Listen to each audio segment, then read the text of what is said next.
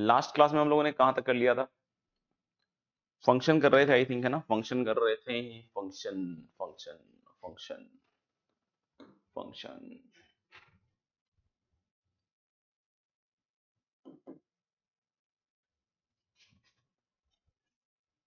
Signum function हो गया था। Okay, that's great. Singham Singham Singham, ये हो गया था, ये हो गया था। बिल्कुल सही याद है क्या तुम लोगों को? ये हो गया था। ओके, एक मिनट यार। ग्रेटेस्ट इंटीजर फंक्शन,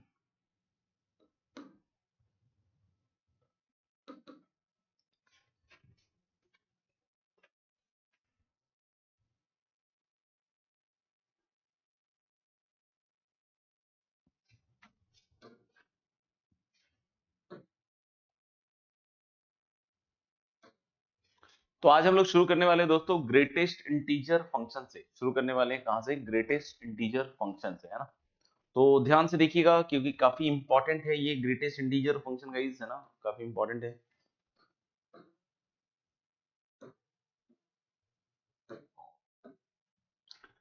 तो नेक्स्ट जो हम लोग देख रहे हैं इंपॉर्टेंट फंक्शंस में, that is greatest integer function, that is greatest integer function. अगर हम बात कर रहे हैं the function y equal to F X, जिसको कि हम ग्रेटेस्ट इंटीजर x से डिनोट करते हैं, सिंबल ये रहेगा, सिंबल ये रहेगा। ये शायद बड़ा वाला ब्रैकेट कहलाता है। क्या कहलाता है ये? बड़ा वाला ब्रैकेट, बड़े वाला ब्रैकेट है। तो हम लोग कि इसका जो आउटपुट होगा ये हमेशा एक इंटीजर होगा। इसका आउटपुट हमेशा क्या होगा? इंटीजर, विच इज, है ना? आउटपुट हमेशा होगा इंटीजर। बस इतना बोलने से काम नहीं चलेगा, फिर तो कोई भी आंसर कर दोगे, है ना? तो which is less than greatest integer which is less than equal to X, है ना? तो हम लोग बोले कि अगर कोई बोलता है कि ग्रेटेस्ट इंटीजर एक्स, इसका क्या मान्य होता है सर? इसका क्या मान्य होता है? इसका मतलब होता है एक इंटीजर, है ना? या फिर यूं कह लो सबसे बड़ा integer less than equal to X, सबसे बड़ा integer less than equal to X. जैसे कि अगर कोई बोलता है कि there is a number guys greatest integer of 2.8,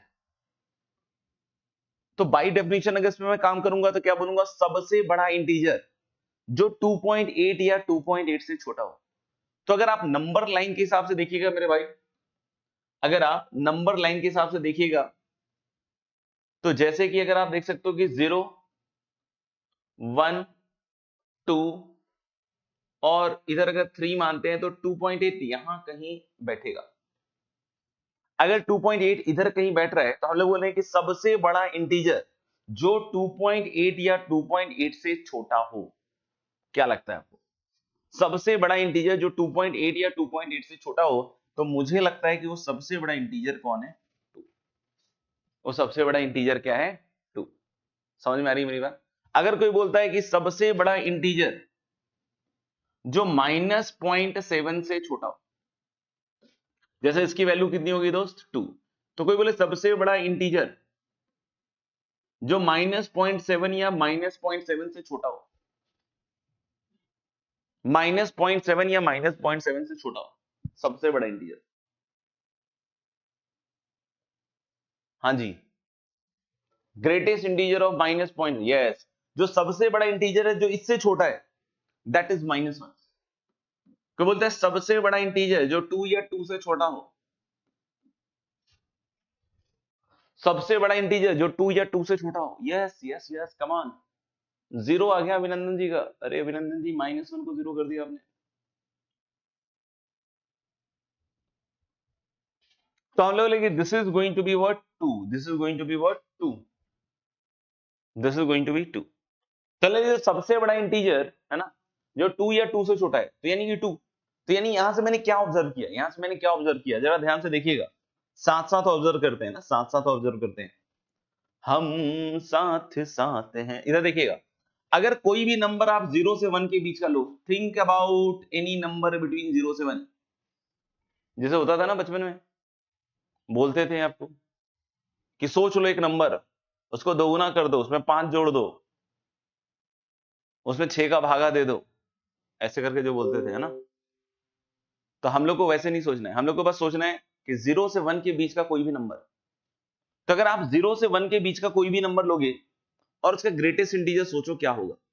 तो सबसे बड़ा इंटीजर जो इनके बीच के नंबर से छोटा हो, सबसे बड़ा इंटीजर जो इनके बीच के नंबर से छोटा हो, तो कौन है वो सबसे बड़ा इंटीजर? 0।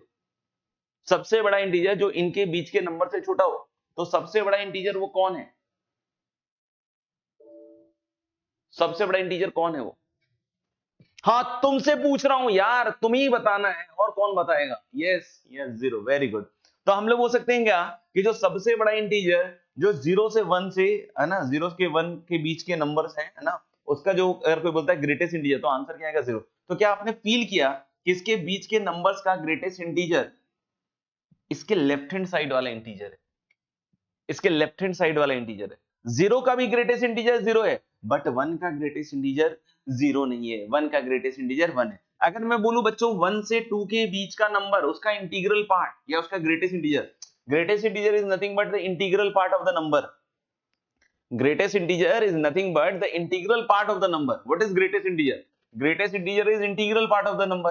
कोई भी नंबर की अगर बात करो मेरे भाई, है ना, बहुत ध्यान से सुनिएगा, समझिएगा, है ना, अगर कोई भी नंबर की बात करोगे तो उसमें दो पार्ट होता है, उसका एक इंटीग्रल पार्ट होता है, एक उसका फ्रैक्शनल पार्ट होता है। One is it's integral part, one is it's fractional part. तो हम किसकी बात कर रहे हैं? हम ग्रेटेस्ट इंटीजर मतलब हम उसके इंटीग्रल पार्ट की बात कर रहे हैं। तो कोई भी नंबर अगर आप 0 से 1 लोगे तो कैसे नंबर लोगे? 0.001, 0.123, 0.567, तो ये सब नंबर के इंटीग्रल पार्ट कितने हैं बॉस? 0। वही ग्रेटेस्ट इंटीजर भी कहलाता है। कोई बोले 1 से 2 के बीच का नंबर सर, तो 1 से 2 के बीच का नंबर क्या होगा भाई? 1.145, 1.012, 1.35, ऐसे नंबर्स होंगे। तो इसका इंटीग्रल पार्ट 1 है और वही इसका क्या है? Greatest integer. तो आप देखोगे हमेशा लेफ्ट वाला पड़ेगा। हाँ, इंटीजर का ग्रेटेस्ट इंटीजर वो खुद ही होगा, क्योंकि ये बोल रहा है ना कि this function is called the greatest integer function where greatest integer x denotes the greatest integer less than और इक्वल टू, लेस देन और इक्वल टू x, यानी कि x या x से छोटा। तो अगर x इंटीजर होगा वही आंसर आ जाएगा, लेकिन अगर x इंटीजर नहीं होगा तो उससे जो छोटा इंटीजर, जो सबसे बड़ा इंटीजर है ना, उससे छोटा इंटीजर होगा लेकिन जो सबसे बड़ा होगा, है ना। तो यानी कि जैसे 0.5 की बात कोई कर रहा है 0.5 की कोई बात कर रहा है तो उसका ग्रेटेस्ट इंटीजर उससे छोटे बहुत सारे इंटीजर से, उससे छोटे 0 भी है, -1 भी है, -2 भी है, लेकिन उनमें से सबसे बड़ा इंटीजर है वो आपका आंसर है, दैट इज 0। आई होप थोड़ा बहुत क्लियर हो गया होगा, है ना। आई होप थोड़ा बहुत क्लियर हो गया होगा। यहां से देखिएगा दोस्तों, यहां से देखिएगा, अगर x-1 क्लोज से 0 ओपन है, यानी किसके बीच में है? इसके बीच में है। अगर x-1 क्लोज से 0 ओपन के बीच में है तो what is the greatest integer x, my dear friends? तो greatest integer x is going to be -1। Greatest integer x going to be -1। Clear है, क्लियर है, क्लियर है, दिमाग की बत्ती जल गई भैया। आगे बढ़ते हैं, है ना। अगर x 0 से 1 के बीच में मेरे दोस्त, है ना, x 0 से 1 के बीच में, तो ग्रेटेस्ट इंटीजर 0 के बराबर। अभी अभी बात कर रहे थे ना, अगर x 1 से 2 के बीच में है तो ग्रेटेस्ट इंटीजर 1 के बराबर। अगर x 2 से 3 के बीच में है तो ग्रेटेस्ट इंटीजर 2 के बराबर, and so on and so on. क्या ये सारा पार्ट सबको क्लियर है? ये सारा पार्ट सबको क्लियर है? यानी ग्रेटेस्ट इंटीजर एक तरीके से देखें तो कांस्टेंट फंक्शन की तरह बात कर रहा है, लेकिन पूरे के लिए नहीं, बिटवीन टू कंसेक्यूटिव इंटीजर। कोई भी दो कंसेक्यूटिव इंटीजर के बीच में ग्रेटेस्ट इंटीजर हमेशा हमेशा हमेशा कांस्टेंट रहेगा। हमेशा कैसा रहेगा? कांस्टेंट रहेगा। किसी भी दो कंसेक्यूटिव इंटीजर, ध्यान रखिए, दो कंसेक्यूटिव, पहले 4 से 5, यस 4 से 5 के बीच में कांस्टेंट रहेगा, it is always going to be 4, including 4 excluding 5, including 4 excluding 5। 7 से 8 के बीच में इंक्लूडिंग 7 एक्सक्लूडिंग 8, ये हमेशा कांस्टेंट रहेगा। इसकी वैल्यू क्या रहेगी भाई साहब? 7। इसकी वैल्यू क्या रहेगी? 7। तो आप अगर इस फंक्शन की बात करें, ग्रेटेस्ट इंटीजर x वाले फंक्शन की बात करें मेरे भाई, तो इसका डोमेन क्या समझ में आया आपको? इसका डोमेन सर समझ में आया कि कोई भी नंबर हो सकता है डोमेन में। The domain is going to be x belongs to R। लेकिन कोई पूछे कि रेंज क्या होगा, अगर कोई पूछेगा कि रेंज क्या होगा, तो हम लोग बोल सकते हैं कि range is going to be I, that is only integers, that is only integers. Integer के अलावा मेरे भाई कुछ भी नहीं होगा। एक कह रहा है कि सर दोनों तरफ क्लोज हो तो तोड़ना पड़ेगा बेटा। शुक्र है तुमने पूछा कि दोनों तरफ क्लोज हो तो, शुक्र है तुमने ऐसे नहीं बोला कि x अगर 5 से 10 होगा तो क्या करेंगे सर, इसमें डर लग जाएगा मुझे। जैसे अगर कोई पूछे कि ग्रेटेस्ट इंटीजर क्या होगा सर, जैसे एक बच्चे ने पूछ लिया बड़ा प्यारा सा मासूम सा सवाल कि सर अगर दोनों तरफ क्लोज हो जाए तो क्या होगा, तो obvious सी बात है यार, तोड़ना पड़ेगा। अगर कोई बोल रहा है क्लोज 0 से क्लोज 1, तो 0 से 1 के लिए 0 होगा, 1 पे 1 होगा, ऐसे ही सोचना पड़ेगा। डरावना सवाल ये हो जाता कि अगर x 5 से 10 है तो ग्रेटेस्ट इंटीजर x क्या है, तो भाई इसको तोड़ तोड़ के ही करना पड़ेगा जो सिखाया जा रहा है। 5 से 6 के बीच में 5 होगा, क्लोज 6 से ओपन 7 में 6 होगा, और क्लोज 7 से ओपन 8 में 8 होगा, 7 होगा, क्लोज 8 से ओपन 9 में 8 होगा, क्लोज 9 से ओपन 10 में 9 होगा, 10 पे 10 होगा, ऐसे करना पड़ेगा, है ना। अगर आपने मान लो गलती से लिख दिया 5 6 7 8 9 10, तो आपका गलत हो गया, क्योंकि इसमें मैच द कॉलम बन सकता है। कोई बोले कि यार 6 से 7 के बीच में 5 ले लिया मैंने, तो अगर आप 5 बोल लो या 6 बोल लो या 7, बिना इंटरवल के आप नहीं बोल सकते, क्योंकि उसमें फिर मैथ तो कॉलम की पॉसिबिलिटी आ जाएगी, समझ में गया। तो वो आंसर मतलब मेरे ख्याल से तो बहुत ही गलत आंसर हो जाएगा, है ना। तो मेरे ख्याल से ये क्लियर है कि domain is going to be R and range is going to be what, integer. अब अगर मैं इस फंक्शन को देखूं मेरे भाई, ध्यान से देखिएगा, इस फंक्शन को अगर देखूं ध्यान से, तो मेरे को बस ये बतला दो कि इसका डोमेन क्या होगा और इसका रेंज क्या होगा। Please please please please please please guys please, what is the domain and what is the range of 1 upon greatest integer x? कुछ लिखना हो तो लिख लेना। Great great great great going guys, great going, very good guys, very good. देखिएगा, हम लोग बोल रहे हैं कि 1 अपॉन ग्रेटेस्ट इंटीजर x में greatest integer x should not be equal to 0। अरे बच्चे, अरे बच्चे क्या समझ रहे हो, बच्चा समझ रहा है कि अगर x not greatest integer x not equal to 0 implies x is not equal to 0। अरे रे रे रे रे रे रे, भारी मिस्टेक हो गया सर, भारी मिस्टेक हो गया, ब्लंडर हो गया सर, ब्लंडर, भारी मिस्टेक हो चुका है, ब्लंडर हो चुका है भाई, गंगा जल चाहिए होगा, पवित्र करना पड़ेगा।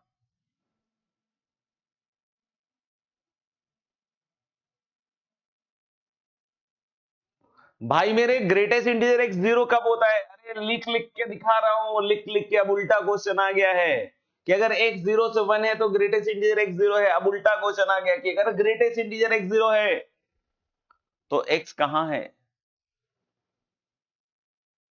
अगर ग्रेटेस्ट इंटीजर x 0 है तो x कहां है, नंबर लाइन पे देखिए, नंबर लाइन पे अगर नहीं चमके तो 0 से लेकर नेक्स्ट इंटीजर तक, लेकिन नेक्स्ट इंटीजर क्या रहेगा, ओपन। यानी कि अगर कोई मुझसे पूछता है कि ग्रेटेस्ट इंटीजर x 0 तो x कहां है, तो मैं बोलूंगा x की वैल्यू होगी क्लोज 0 से ओपन 1। ये ठीक उल्टा काम है, ये ठीक उल्टा काम है कि अगर ग्रेटेस्ट इंटीजर x 0 है तो x 0 से 1 है, तो ग्रेटेस्ट इंटीजर x 0 नहीं होना चाहिए, मतलब x ये वैल्यूज नहीं लेनी चाहिए, क्योंकि अगर x ने ये वैल्यूज ली तो डिनोमिनेटर 0 हुआ और खेल खत्म हो जाएगा फंक्शन का। यानी कि what is the correct range of this question, r minus close 0 से ओपन 1, r माइनस क्लोज 0 से ओपन 1, ये इस फंक्शन का क्या कहलाएगा मेरे भाई, डोमेन कहलाएगा। इसका रेंज भी बतलाना था, इसका रेंज भी बतलाना था, इसका रेंज भी बतलाना था। नहीं समझ में आया आप पूछ सकते हो, है ना, नहीं समझ में आया बिल्कुल पूछ सकते हो। ये बहुत बेसिक चीजें हैं, ये सीखनी पड़ेंगी तभी कुछ होने वाला है, नहीं तो आगे नील बट्टा सन्नाटा चलेगा मेरे भाई। रेंज आर, अरे वाह हार्दिक बंसल जी, क्या बात है,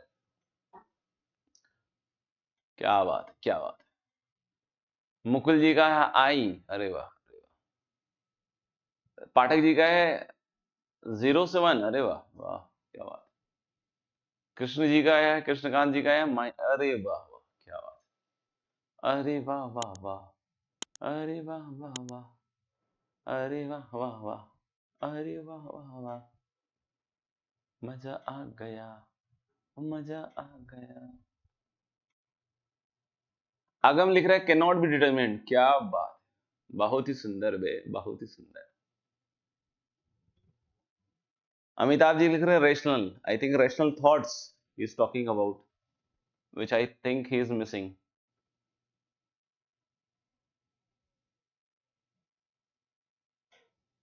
क्या बात है, आई माइनस ओ, आयो। चलिए मन भर गया तो बोलिए, बताएं। आप सभी को बिल्कुल तहे दिल से बतला देना चाहता हूं मेरे दोस्तों, मेरे भाइयों, मेरे बंधुओं, मेरे सखाओं, आप सभी का आंसर गलत है। आप सभी का आंसर गलत है। ठीक है मेरे दोस्त, ठीक है। रेंज वो वैल्यूज कहलाती हैं जो अचीव हो। कोई बोले कि यार साइन एक्स का रेंज है ना सर माइनस इंफिनिटी से इंफिनिटी, साइन एक्स का रेंज ना सर माइनस इंफिनिटी से इंफिनिटी। दोस्त, दोस्त तुम गलत हो। तुम्हें बतलाना चाहूंगा मैं, तुम गलत हो, तुम्हारी सोच गलत है। तुम गलत हो, तुम्हारी सोच गलत है, इसके रिस्पेक्ट की बात हो रही है ना। हाल कि ये बिल्कुल इसका रेंज नहीं कहलाएगा। अब बोले सर क्यों नहीं कहलाएगा, है तो सर माइनस इंफिनिटी से इंफिनिटी के बीच का ना। हाँ भाई, है तो माइनस इंफिनिटी से इंफिनिटी के बीच का, लेकिन रेंज नहीं कहलाएगा वो, क्योंकि रेंज में सिर्फ वही वैल्यूज आप डाल सकते हैं या ले सकते हैं जो अचीव होती हैं, जो अचीव होती हैं। किसी ने लिखा -1 से 1, तो बेटा -1 से 1 नहीं होगा, क्योंकि -1 से 1 में इनफाइनाइट वैल्यू है, इनफाइनाइट वैल्यू है जो ये अचीव नहीं कर सकता। फॉर एग्जाम्पल, आपके खुशी के लिए बतला रहा हूं, -1 से 1 में जैसे एक वैल्यू हो गई, मान लो 3/2। क्या आप बतला सकते हैं कि what is the value of x which satisfy this equation? Sorry 3/2 नहीं, 2/3। हालांकि -1 से 1 के बीच में एक वैल्यू हो जाएगी 2/3, तो what is the value of x which satisfy this equation? कोई बतला सकता है? कोई बतला सकता है क्या? कौन बतला सकता है? जल्दी बतलाए कि वो एक्स जिसके लिए सेटिस्फाइड हो रहा हो। आज खरीदी नई कॉपी है, अन्ना सर ओपी है। क्या बात है मुकुल, बहुत बढ़िया बेटा, छा गए। Not defined, not defined. अब तो समझ गया गम कहानी तो उसके पहले की थी। तो हम लोग बोलेंगे कि कोई डिफाइंड ही नहीं है, this is not defined at all. क्यों भाई? अरे सर, ग्रेटेस्ट इंटीजर एक्स कभी भी 1.5 हो ही नहीं सकता सर। कैसे होगा? ग्रेटेस्ट इंटीजर का आउटपुट हमेशा इंटीजर आता है, ग्रेटेस्ट इंटीजर का आउटपुट हमेशा इंटीजर आता है। तो आप समझ गए होंगे मेरे भाई कि -1 से 1 के बीच की हर एक वैल्यू नहीं लेगा। अगर कोई मुझसे पूछता है इसका रेंज, तो मैं कुछ ऐसा लिखूंगा कि the range is going to be this set 1/n type का, जहां पे n is any integer excluding 0। मतलब बिल्कुल ये स्पेसिफिक टाइप की वैल्यूज लेगा, जैसे 1/1, 1/2, 1/3, 1/4, 1/5, -1/1, -1/2, -1/3, the specific values of like this. तो ये सिर्फ इसी तरह की वैल्यूज लेगा, है ना, ये सिर्फ इसी तरह की वैल्यूज लेगा। तो दोस्तों, आप सभी को गलत होने के लिए आप लोग को बहुत बहुत मुबारकबाद। सभी सभी गलत होने के बाद के लिए बहुत मुबारकबाद, दिल दिल से मुबारकबाद। चलिए अब इसके ग्राफ पे बात कर लेते हैं ना, इसके ग्राफ पे बात कर लेते हैं थोड़ा सा। देखिए, ये है ग्रेटेस्ट इंटीजर एक्स का ग्राफ। बोलोगे सर क्या है ग्रेटेस्ट इंटीजर एक्स का ग्राफ? क्योंकि आप देखना मेरे दोस्त, एक्स जब 0 से 1 है, एक्स जब 0 से 1 है तो वैल्यू क्या आएगी भाई? 0। एक्स जब 0 से 1 है तो वैल्यू क्या आएगी? 0। आप देख सकते हो कि 0 पे क्लोज है और यहां ओपन है मेरे दोस्त, यहां ओपन है ना। इसी तरीके से हम लोग बोल रहे हैं एक्स अगर 1 से 2 के बीच में है तो इसका ग्रेटेस्ट इंटीजर कुछ ऐसा होगा 1, है ना। इस हाइट को कितना बोलेंगे? 1। और यहां होल होगा। ऐसे ही 2 से 3 के बीच में 2, -1 से 0 के बीच में -1, -2 से -1 के बीच में -2। ये दिख रहा नहीं, यहाँ एक तरफ हॉलो एक तरफ क्लोज, इसको एक्सप्लेन कर दिया मैंने, आप समझ गए होंगे, है ना। और ये बिल्कुल सीढ़ी टाइप का दिख रहा है, ऐसा नहीं लग रहा है कि जैसे यहाँ पे कोई खड़ा हो गया ऐसे जंप कर कर करके ऊपर पहुंच सकता है ना। तो इसको हम लोग इसीलिए क्या कहते हैं? Step up function.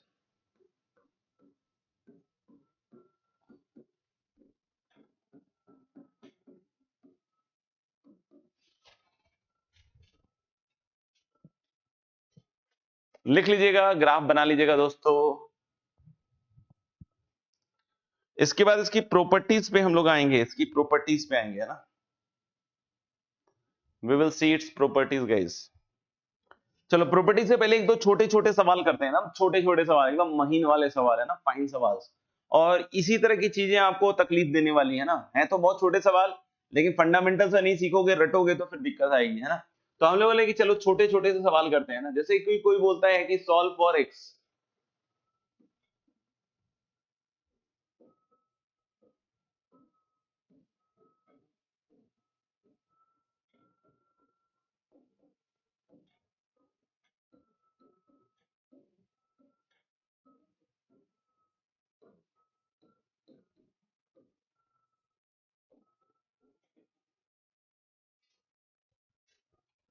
एकदम छोटे सवाल है, एकदम छोटे सवाल, महीन बारीक सवाल। Greatest integer x 1.7, what is the value of x in the first case? What is the value of x in the first case guys?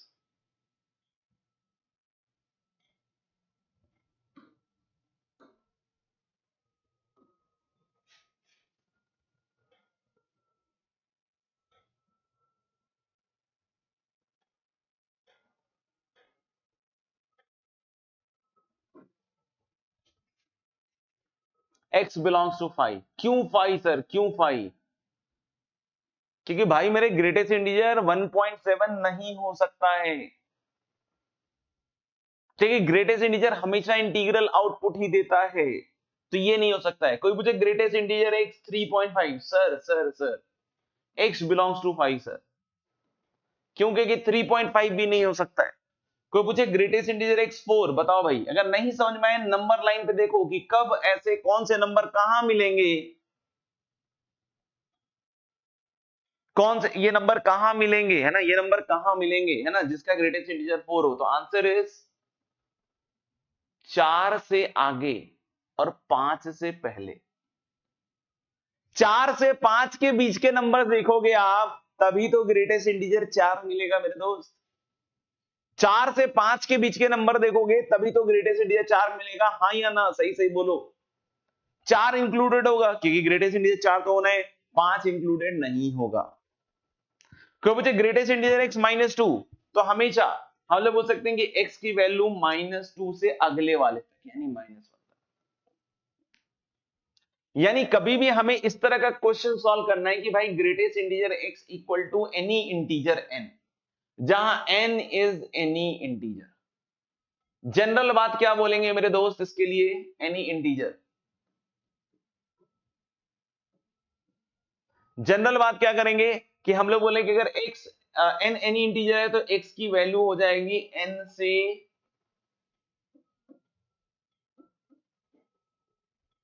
n+1, n से n+1, मतलब अगले इंटीजर तक जाएगा, लेकिन अगला इंटीजर क्लोज नहीं होगा। चमका तो एक बार यस लिख दीजिए। नहीं समझ में आया पूछ सकते हैं ना, I will try to explain.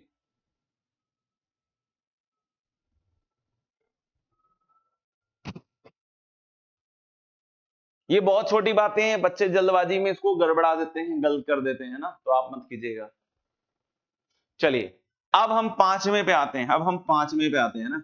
Greatest integer x is lying between -2 से 4, है ना। What are the values of x, x की वैल्यूज बतलाएं। ग्रेटेस्ट इंटीजर x -2 से 4, क्या कोई x एग्जिस्ट करता है? अगर करता है तो क्या होगा?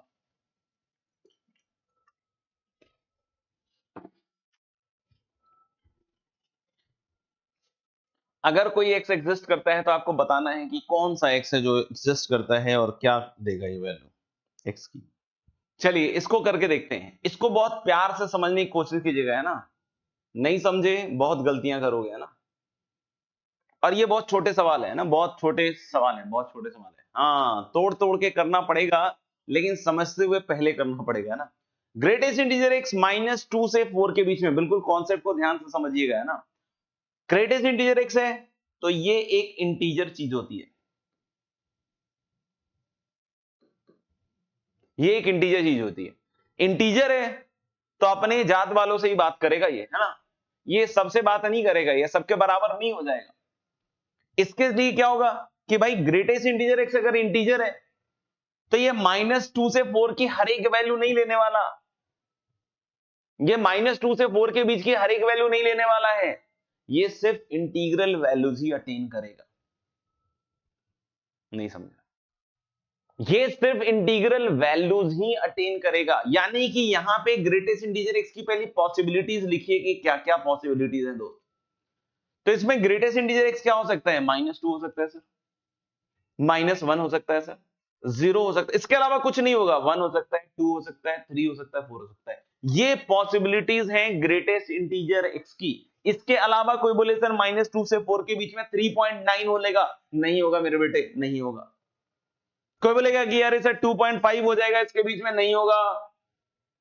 सिर्फ और सिर्फ ग्रेटेस्ट इंटीजर एक्स क्या होगा, सिर्फ और सिर्फ ग्रेटेस्ट इंटीजर एक्स होगा -2, -1, 0, 1, 2, 3, 4, यही वैल्यू सिर्फ लेगा। यानी कि ग्रेटेस्ट इंटीजर एक्स अगर ये वैल्यूज ले रहा है तो अब बारी बारी से सबके सॉल्यूशन का यूनियन होगा, क्योंकि ये भी इसका सॉल्यूशन है, ये भी सॉल्यूशन है, ये भी सॉल्यूशन है, ये भी सब सॉल्यूशन है। तो ये जितने भी सॉल्यूशंस है सबका यूनियन होगा। अब मैंने यहां समझा दिया कि ग्रेटेस्ट इंटीजर x अगर n है तो x की वैल्यू n से n+1 होगी।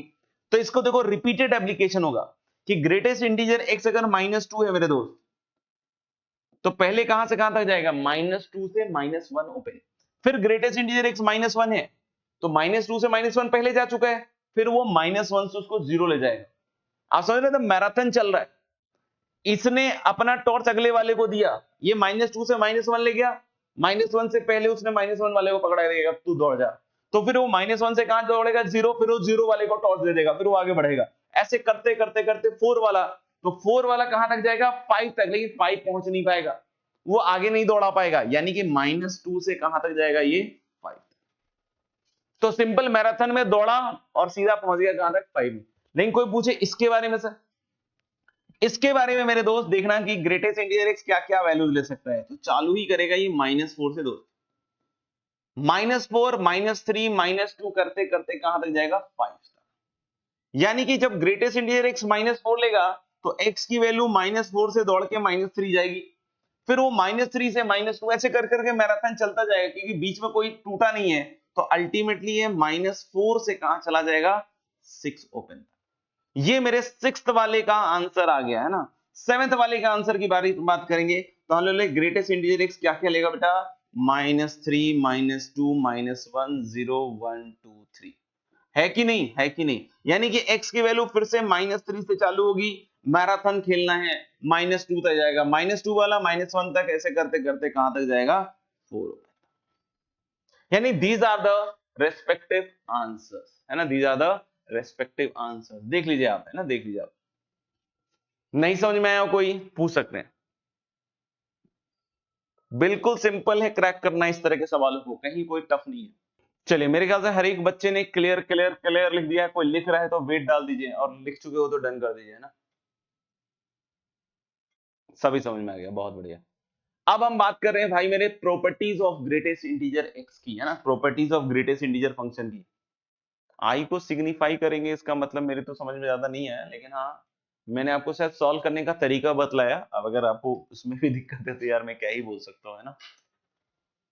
ये क्वेश्चन था, ये इसको मेथड था सॉल्व करने का, और फिर इससे ये आया, इसको कहेंगे फाइनल सॉल्यूशन। अगर आपको यही नहीं समझ में आया कि फाइनल सॉल्यूशन क्या हुआ, तो ये बेटा फाइनल सॉल्यूशन हुआ।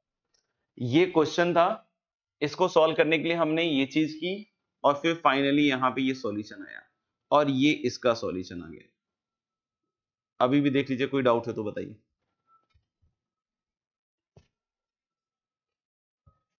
चलिए आगे बढ़ते हैं। Properties of greatest integer function, properties of greatest integer function. जो x होगा बेटा, आप सोचिएगा थोड़ा, जैसे कोई भी नंबर है x, है ना, कोई भी नंबर क्या है x, और वो मान लो इंटीजर नहीं है। कोई भी नंबर है x, और हम लोग यहां बोल रहे हैं कि x इंटीजर नहीं है मेरे दोस्त, x इज नॉट इंटीजर, है ना, x इंटीजर नहीं है, बहुत ध्यान से सोच के बताइएगा, है ना। हमने बोला x एक नंबर है जो कि इंटीजर नहीं है, तो ये बोलना गलत तो नहीं है कि अगर x एक नंबर है जो इंटीजर नहीं है तो वो दो इंटीजर के बीच में होगा, किसी दो कंसेक्यूटिव इंटीजर के बीच में होगा। कोई बतला सकता है कि इससे जस्ट पहले वाला इंटीजर क्या होगा, इससे जस्ट पहले वाला इंटीजर क्या होगा? What will be the what will be the integer just before x? What will be the integer just before x, guys? दो इंटीजर, दो कंसेक्यूटिव इंटीजर के बीच में वो सैंडविच्ड होगा। क्या बात है, क्या बात है, बहुत बढ़िया, बहुत बढ़िया। मुझे लगता है कि अच्छा ये सबने लेक्चर देख रखा है ना, वही मैं सोचूं कि सबके सही कैसे आ रहे हैं भाई साहब, मैं काफी कंफ्यूज हो गया था। हाँ याद आ गया, मुझे याद आ गया। तो हम लोग कि x से जस्ट पहले वाला इंटीजर कौन सा होगा? Greatest integer. मैं सॉफ्ट हो गया, मैं सबके सही कैसे आ रहे हैं भाई, ये कौन सा चमत्कार चल रहा है देश में। अच्छा कोई नहीं, तो x से जस्ट पहले वाला इंटीजर क्या होगा? ग्रेटेस्ट इंटीजर x, और इसके जस्ट बाद वाला इंटीजर क्या होगा दोस्त? Greatest integer x plus 1। नहीं समझ में आया किसी को पूछ लेना सर ये कैसे हुआ। जैसे अगर आपको एक नंबर ले लो, मान लो 2.3, कोई बोल रहा है इससे जस्ट पहले इंटीजर क्या आएगा भाई? तो 2 आएगा, जो कि हम क्या लिख सकते हैं? Greatest integer of 2.3। 2.3 से जस्ट पहले जो इंटीजर आएगा, है ना, 2.3 से जस्ट पहले जो इंटीजर आएगा that must be greatest integer 2.3, that should be 2 ना। और इसके जस्ट बाद वाला इंटीजर क्या होगा? That should be greatest integer of 2.3 plus 1 यानी कि 3। तो मेरे ख्याल से ये कहना गलत तो नहीं है ना मेरे दोस्त कि x से जस्ट पहले वाला इंटीजर ग्रेटेस्ट इंटीजर है, तो उसके अगला वाला सिंस कंसेक्यूटिव है तो दिस प्लस 1 कंसेक्यूटिव की निशानी है कि 3 के आगे 4, 4 के आगे 5, 5 के आगे 6, तो ग्रेटेस्ट इंटीजर x के आगे ग्रेटेस्ट इंटीजर x प्लस 1। तो ये देखो इनइक्वालिटी आपको समझ में आ रही होगी, सबसे छोटा हुआ ग्रेटेस्ट इंटीजर x, फिर कौन आया x, और फिर कौन आया ग्रेटेस्ट इंटीजर x प्लस 1। कोई बोले सर यहां इक्वालिटी क्यों लग गया? अरे भाई मैंने अभी माना था ना कि x इंटीजर नहीं है। मान लो x इंटीजर हो तो अगर x इंटीजर हो तो ये दोनों आपस में क्या हो जाएंगे? बराबर। ये दोनों आपस में क्या हो जाएंगे? बराबर। अगर x इंटीजर है तो, अगर x इंटीजर नहीं है तब तो ऑब्वियस आता है कि x जो होगा वो ग्रेटेस्ट इंटीजर x और ग्रेटेस्ट इंटीजर x प्लस 1 के बीच में सैंडविच होगा। क्या ये पहली प्रॉपर्टी का ये वाला हिस्सा सबको समझ में आ गया? अब यहां से देखना ये वाली चीज कि अब ग्रेटेस्ट इंटीजर x बोल सकते हैं x माइनस 1 से x के बीच में। कैसे सर? सुनना ध्यान से, ग्रेटेस्ट इंटीजर x ये हो गया, ये x है। बेटा आप इस चीज को फील कर पाते हो क्या कि 2.3 और ग्रेटेस्ट इंटीजर 2.3 में कभी भी डिफरेंस 1 का नहीं हो पाएगा, कभी भी डिफरेंस 1 का नहीं हो पाएगा। तो जो x माइनस 1 होगा इससे एक यूनिट पीछे जाके गिरेगा। जो x माइनस 1 होगा मेरे दोस्त वो एक यूनिट पीछे जाके गिरेगा। इनके बीच का डिस्टेंस 1 यूनिट होगा, लेकिन इन दोनों के बीच का डिस्टेंस 1 यूनिट नहीं हो सकता है किसी भी केस में। ठीक है, किसी भी केस में नहीं हो सकता, ये मेरे ख्याल से क्लियर है। इसका मतलब x माइनस 1 सबसे छोटा, फिर ग्रेटेस्ट इंटीजर, फिर x। देखो x माइनस 1 है ना, इधर greatest integer x less then x। अगर मैं इसी में सब तरफ x घटा दूं दोस्त, अगर सब तरफ x घटा दूं, देखना ध्यान से, तो ये बन जाएगा -1, ये बन जाएगा greatest integer of x minus x, और ये बन जाएगा 0। और अगर एक माइनस से मल्टीप्लाई कर दे, -1 से, है ना, तो ये वाला इधर आ जाएगा और ये बन जाएगा x minus greatest integer x, और ये इधर चला के बन जाएगा लेस देन 1। तो यानी ये वाली चीज भी आ जाएगी। आप ध्यान से देखो, ये वाली चीज भी आ जाएगी,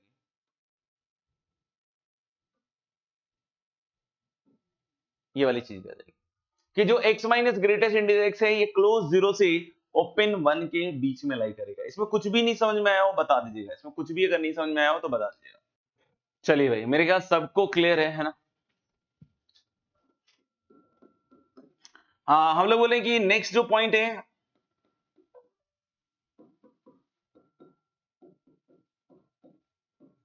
ये सिर्फ सजाने के लिए नहीं है, ये बाद में चल के प्रॉब्लम सॉल्विंग में यूज में भी आने वाला है दोस्त, है ना, तो इसलिए ध्यान रखना पड़ेगा। दूसरा पॉइंट हम लोग क्या कह रहे हैं कि जो greatest integer of x plus m है, जहां m एक इंटीजर है ना, m जहां पे क्या है, एक इंटीजर है, तो हम लोग बोल रहे हैं m को बाहर निकाल सकते हैं और इसको लिख सकते हैं greatest integer of x plus m। आप सोचो एक नंबर ऐसा, कोई भी नंबर सोच लो, है ना, फिर से वो वाला गेम नहीं खेलना है ना। हमने कोई भी नंबर एक सोच लिया, उस नंबर में अगर मैं एक इंटीजर जोड़ दूं तो मेरा क्वेश्चन है कि क्या उसका फ्रैक्शनल पार्ट चेंज होगा? अगर मैं एक नंबर में मेरे भाई इंटीजर जोड़ू तो क्या उसका फ्रैक्शनल पार्ट चेंज होगा? नहीं ना, पक्का। और अगर मैं ऐसा सोचूं कि अगर मैं एक नंबर में एक इंटीजर जोड़ रहा हूं तो उसका इंटीग्रल पार्ट क्या होगा नए नंबर का? तो जो पुराने नंबर का इंटीग्रल पार्ट है और प्लस जो इंटीजर ऐड किया। जैसे 2.7 में मैंने 5 जोड़ दिया तो पुराने वाले का इंटीग्रल पार्ट 2 है और नए वाले का इंटीजर वैल्यू 5 है, तो दोनों का सम क्या हो गया? 7। यानी कि अगर कोई मुझसे पूछता है ग्रेटेस्ट इंटीजर ऑफ 2.7 प्लस 5 तो मैं सिंपली बोल सकता हूं ना कि that is greatest integer of 2.7 and plus 5। आप सोचो ना, कोई भी नंबर लो उसमें इंटीजर ऐड कर दो तो सिर्फ इंटीग्रल पार्ट उसका इफेक्ट होगा, फ्रैक्शनल पार्ट बिल्कुल चेंज नहीं होगा। इंटीग्रल पार्ट भी कितना इफेक्ट होगा? जितना इंटीग्रल पार्ट ओरिजिनली था और प्लस जो नया इंटीजर जुड़ा है वही तो होगा आंसर। यानी कि हम लोग इस चीज को समझ चुके हैं क्या कि जो greatest integer of x plus m होगा और m अगर एक इंटीजर है तो हम m को बाहर निकाल के ऐसे भी सोच सकते हैं कि ये जो नया नंबर है उसका integral part is equal to पुराने नंबर का इंटीग्रल पार्ट और प्लस जो उसमें इंटीजर ऐड किया। लेकिन ये तभी बाहर आएगा जब m एक इंटीजर हो, हमेशा नहीं आएगा, ध्यान रखिएगा, है ना, हमेशा नहीं आएगा। देख लो, सोच लो, नहीं समझ में आया तो फिर से पूछ सकते हो, अदरवाइज हम लोग तीसरे पॉइंट पे बढ़ेंगे। चलिए, मेरे ख्याल सबका क्लियर है। अगले पॉइंट पे आते हैं, greatest integer x plus greatest integer minus x is 0 if x is an integer and this is -1 if x is not an integer।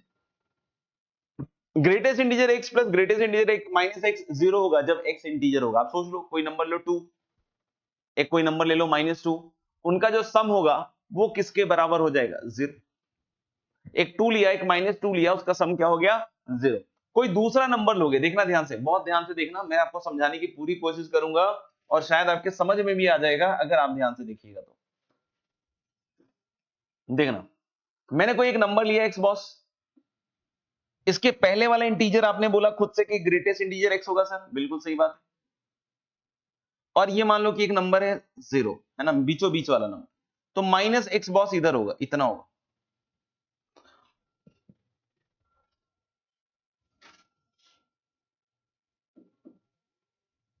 है ना। देख लो, कोई नंबर लिया मैंने x, तो x की जितनी दूरी यहां से है बॉस और -x की जितनी दूरी इधर से, ये दोनों दूरियां बराबर है।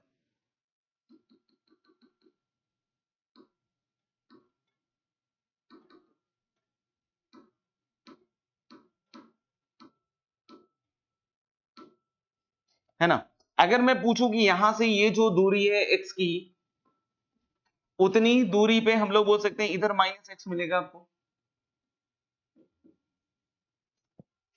है ना। तो जब x इंटीजर होगा तब तो आप सोचो ना, इधर i आएगा, इधर -i, इसका 0 हो जाएगा। लेकिन जब इंटीजर नहीं होगा तब बात कर रहे हैं, तो बेटा इससे पहले वाला इंटीजर इसका क्या होगा? क्योंकि आप देखते हो ना कि किसी भी नंबर का जब ग्रेटेस्ट इंटीजर लेते हो, जैसे अगर आप सपोज कर लो कि 2.3 का ग्रेटेस्ट इंटीजर लेते हो तो उसका लेफ्ट वाला इंटीजर बनता है। कोई बोले कि माइनस ऑफ 0.8 का ग्रेटेस्ट इंटीजर लेते हैं सर, तो उसके लेफ्ट वाला इंटीजर तो आंसर होता है। हमेशा आपने देखा ना कि ग्रेटेस्ट इंटीजर हमेशा लेफ्ट वाला मिलता है, हमेशा लेफ्ट वाला। आपको मैंने उधर नंबर लाइन से भी बतलाने की कोशिश की थी अभी थोड़ी देर पहले, आपको इधर से देखना, ये वाला, कि हमेशा लेफ्ट वाला इंटीजर ही हमारा आंसर होता है, हमेशा लेफ्ट वाला, है ना। तो अब सोचो एक चीज, सोचो चीज, इससे पहले वाला इंटीजर क्या होगा? इसका ग्रेटेस्ट इंटीजर। इससे पहले वाला इंटीजर क्या होगा? इसका ग्रेटेस्ट इंटीजर। सुनना, अभी हम जोड़ रहे हैं greatest integer x plus greatest integer of -x। सुनना ध्यान से, ठीक है। अब एक चीज सुनना, अगर हम इसके आगे वाले इंटीजर की बात करें बॉस, तो ये तो greatest integer of x plus 1 होना चाहिए। हाँ, ये ना, आराम से सोच लो, नो नो नो प्रॉब्लम, है ना। अब मेरे ख्याल से अगर आपने ये समझ लिया है, अगर यहां तक, पहले तो बताओ क्लियर है क्या? यहां तक क्लियर है क्या? यहां तक क्लियर है क्या? यहां तक कोई क्लियर नहीं है तो फिर आगे दिक्कत आ जाएगी, है ना। तो मेरे ख्याल से अगर यहां तक क्लियर है ना, किसी को दिक्कत नहीं है, तो अब सोचो कि ये जितनी दूरी पे इधर है उतनी दूरी पे इधर है, और अब मैं सोच रहा था कि ये जितनी दूरी पे आगे जा रहा है ना, तो ये यहां से यहां नेक्स्ट इंटीजर हो गया, तो यानी यहां से यहां भी तो उतनी ही दूरी होगी। सोचो, क्योंकि इंटीजर इंटीजर तो इससे इक्वी स्पेस लिखे हुए हैं ना बेटा। कोई पूछे सर यहां वाला इंटीजर क्या होगा, तो यहां वाला इंटीजर जो इसके पहले वाला होगा वो इस डिस्टेंस पे होगा। ये minus of greatest integer x होगा दोस्त, ये minus of greatest integer x होगा। समझ में आ रही बात? तो यानी मैं क्या कह रहा था कि अगर ये वाला लेंथ आपका है greatest integer of x plus one, और ये वाला लेंथ है greatest integer of minus x, यानी greatest integer of minus x क्या हुआ, this is negative of greatest integer of x plus one, and that is equal to minus of greatest integer x plus 1, and इधर इसको ले आओगे तो greatest integer of minus x plus greatest integer of x, sorry यहां थोड़ा गड़बड़ हो गया, and greatest integer of x का सम equal to minus 1। Equal distance पे बात हो रही है ना, सारी डिस्टेंसेस इक्वल हो रहे हैं, ठीक है ना, क्योंकि जितनी दूरी पे x इधर है उतनी दूरी पे माइनस x इधर है, इसके पहले वाला इंटीजर और उसके बाद वाला इंटीजर सम सेम डिस्टेंस पे होगा, इसके बाद पहले वाला इंटीजर और उसके बाद वाला इंटीजर तो इक्वल डिस्टेंस पे ही होगा ना, सेम ही इंटीजर होगा। जैसे अगर मैं पुराने केसेस में सोचूं बेटा, आप देखिएगा है ना, यहां देखिएगा, मैंने सपोज कर लो कि एक नंबर ले लिया है ना, मैंने एक नंबर लिया यहां पे कहीं 1.7, तो ये हो गया आपका ग्रेटेस्ट इंटीजर ऑफ 1.7, और ये नंबर हो गया आपका ग्रेटेस्ट इंटीजर ऑफ 1.7 प्लस 1, और जब मैं बोलूं कि यहां से जीरो का जो डिस्टेंस है और जीरो से माइनस 1.7 का जो डिस्टेंस है मेरे भाई, ये दोनों तो सेम होगा, तो इसके पहले वाला जो इंटीजर होगा वो होगा ग्रेटेस्ट इंटीजर ऑफ माइनस 1.7, और इसका इससे डिस्टेंस और इसका इससे डिस्टेंस तो सेम ही होगा।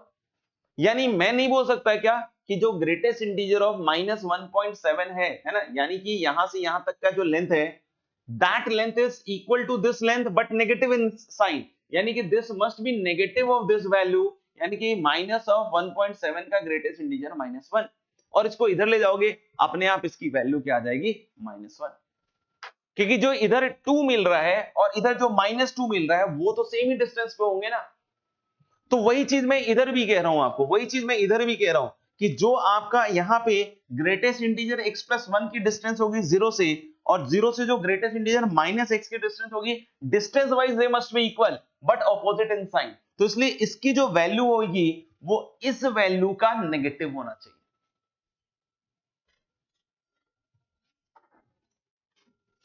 देख लो, बाकी लिख लीजिएगा ये सारे पॉइंट्स ए बी एंड सी। तो भाई मेरे जो भी अच्छी चीज होती है, हालांकि पहली चीज ये समझिएगा कि कोई भी टीचर इस तरह की चीजें समझाता नहीं है ना, वो क्या करेगा, ठीक है ना, क्योंकि मैं पेन ले रहा हूं तो पेन क्या होगा कि वो मुझसे आप तक पहुंचेगा, ठीक है, हम एक ही चीज से बंधे हुए हैं ना, हम अगर एक ही चीज से बंधे हुए तो जो सफरिंग मेरे को होगी वो सफरिंग आपको भी होगी, बहुत ऑब्वियस है ना, तो पेन मेरे से आप तक पहुंचेगा। बाकी लोग क्या है इसको बता भी नहीं रहे, वो बता रहे हैं कि देखो बेटा ये होता है ना जीरो, और ये -1, आप रखो बेटा 2 रख दो तो देखो जीरो हो गया, -1.3 रख दो देखो -1 हो गया। चलो एक और एग्जांपल दिखा देते हैं सर बेटा, -5.1 रख दिया है, 5.1 रख दिया, देखो बेटा फिर से -1 हो गया। आपने बोला हाँ सर आ गया समझ में, है ना, क्योंकि आपको समझने लायक तो कुछ मिला ही नहीं। आपको क्या मिला समझने के लिए, आपने दो वैल्यूज रखी और आपका प्रूफ हो गया, और उसको आपने प्रूफ भी किया, कहा है ना, आपने उसको प्रूफ भी कह दिया और टीचर ने भी कह दिया और आप भी खुश हो भी खुश, पेन हुआ ही नहीं कोई।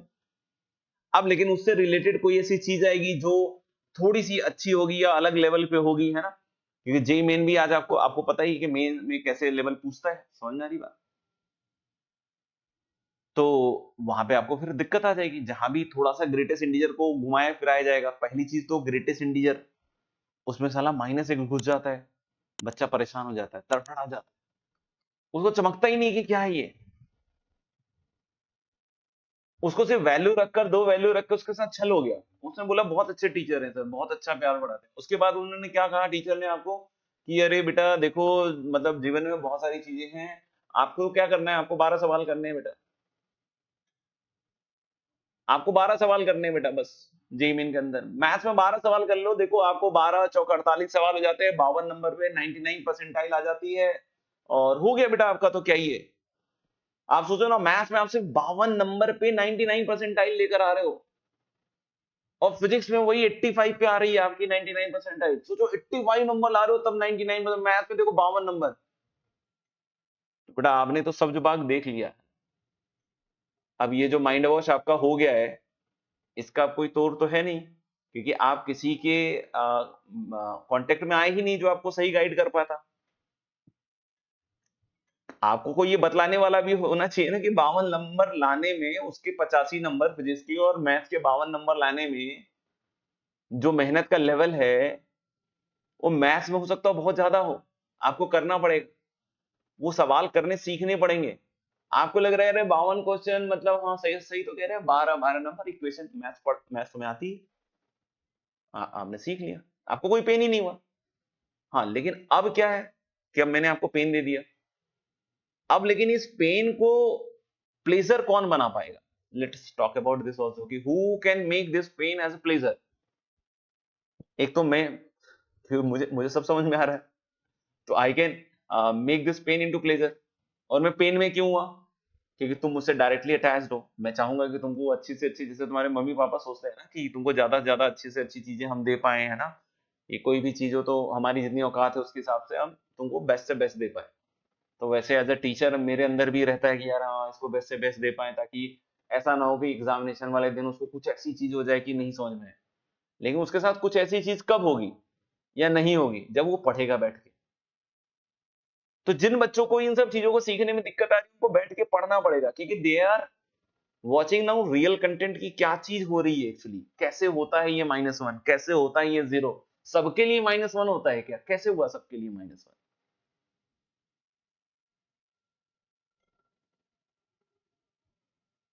समझ रहे हो? तो जब आप वो सोचोगे देखोगे तब होगा। तो यानी कि अगर मैं कुछ बतला रहा हूं और आपको लग रहा है कि हाँ समझ में तो आ रहा है, लेकिन हाँ सर ये नहीं समझ में आ रहा है कितना समझ में आया, तो मैं भी यही कह रहा हूं, मैं हर दिन यही बच्चे को समझाता हूं कि अगर आपके टीचर ने आपके बोर्ड पे ताजमहल भी बना दिया ना, वो ताजमहल आपने नहीं बनाया है दोस्तों, मैं बहुत सॉरी कहूंगा आपको, है ना। अगर आपको लग गया कि सर ने कर दिया मतलब मैंने कर दिया, तो ऐसे तो दुनिया का जो सबसे बड़ा से बड़ा शेफ है, उसकी रेसिपीज देख सकता हूँ मैं, वो कैसे खाना बना रहा है वो देख सकता हूँ, तो मतलब उसने जो बना दिया वो मैंने बना दिया, क्या ऐसा हम इक्विवेलेंस मान सकते हैं? मेसी ने एक बहुत खतरनाक सा गोल किया है ना, बिल्कुल ऐसे यूं यूं इंक्लाइंड होके एकदम एफबीडी देखते हुए मजे मजे से आपने किया है ना, तो क्या वो गोल मैंने कर दिया? क्या वो गोल मैंने कर दिया? क्योंकि मैंने भी तो देख लिया, अरे कैसे किया, अच्छा इधर से गया, अच्छा ऐसे ऐसे टेढ़ा हुआ, अरे देखो देखो आदमी अबे गोल, अब मैंने कर दिया यार। तो बिल्कुल नहीं है। तो आप उस शॉट के बारे में क्या कहिएगा कि हाँ यार समझ तो आ गया कि क्या कर रहा है, लेकिन पूरी तरह समझ में नहीं आया, क्योंकि वो करके देखना पड़ेगा, है ना। फिर उसको आपको बहुत अच्छी तरीके से करके समझना पड़ेगा, ऐसे नहीं होगा, वो थ्योरेटिकल नहीं चलेगा। तो यानी आपको एक चीज क्लियर करनी पड़ेगी कि जो चीजें नहीं समझ में आ रही हैं, या जो चीज मैं टफ से टफ चीजें पढ़ा रहा हूं और आपको लग रहा है कि आपको समझ में आ रहा है, तो ये महामूर्खता वाली बात है। आज के टीचर आपको सिर्फ ये बतलाने की कोशिश करते हैं कि आपको सब आता है। सबसे बड़ी दिक्कत ये है ना, सबसे बड़ी दिक्कत ये, कोई आपको ये बतलाने में इंटरेस्टेड नहीं है कि आपको क्या नहीं आता, और बताए भी क्यों? क्योंकि अगर आपको बता दिया कि ये नहीं आता है, तो बच्चा भी समझदार है ना। क्योंकि अगर आपको बता दिया कि आपको नहीं आता है, तो बच्चा तो समझदार है, वो बोलेगा कि इसका मतलब आपके कारण नहीं आता है। आप समझ रहे हो? वो बच्चा क्या बोलेगा? अगर टीचर ने उसको गलती से बता दिया कि बेटा तेरे को ये नहीं आता, तेरे को ये नहीं आता, तेरे को ये नहीं आता, है ना, मैंने पढ़ा दिया उसके बाद भी तेरे को ये नहीं आता, तो अब दिक्कत क्या होगी बताने बताते ही? बच्चा बोलेगा यार आपके कारण नहीं आया, आपने ही तो पढ़ाया था, है ना। तो इसलिए टीचर भी रिस्क नहीं लेता भाई कि हम भी सेफ गेम खेलेंगे यार, हम भी क्यों हैं, हम भी तो लाड प्यार करते रहे, बात खत्म हो जाएगी, है ना। साल 2 साल की बात है, उसके बाद तो क्या है, उसके बाद उसकी जिंदगी अच्छी हो ही जाएगी और मेरी तो अच्छी हो ही रही है ना, कोई दिक्कत ही नहीं है फिर तो, है ना। देख लीजिएगा। चलिए, तो बहुत अच्छा लगा फीडबैक देखकर कि मतलब ये नहीं कि मतलब मैं बस आराम कर लूं ये सब पढ़ने के बाद, इसके बाद मुझे भी अपना पाठ करना पड़ेगा, मुझे भी ये दोबारे करके समझना पड़ेगा, मुझे भी सर की तरह एक नंबर लाइन बनाना पड़ेगा, मुझे भी सर की तरह देखना पड़ेगा एक्स ऐसे है तो उसके पहले कौन है उसके बाद कौन है, इधर नेगेटिव में डिस्टेंस क्या था, ये दोनों बराबर कैसे हुए, ये सब चीजें मुझे सोचनी पड़ेगी। हाँ वो तो ठीक है, देखो मैं इस चीज को समझता हूं कि आप को कोई भी अच्छी चीज पढ़ोगे तो एक बार में तो कोई चीज नहीं आती है ना, मतलब ये बहुत ऑब्वियस है, इट इज वेरी ऑब्वियस कि कोई भी चीज एक बार में तो अच्छे से नहीं आएगी, अच्छे लेवल की चीज है ना, तो फिर उसको आपको प्रैक्टिस करना पड़ेगा और उसके बाद दूसरा कोई तरीका नहीं वो सारी चीजें करने के बाद।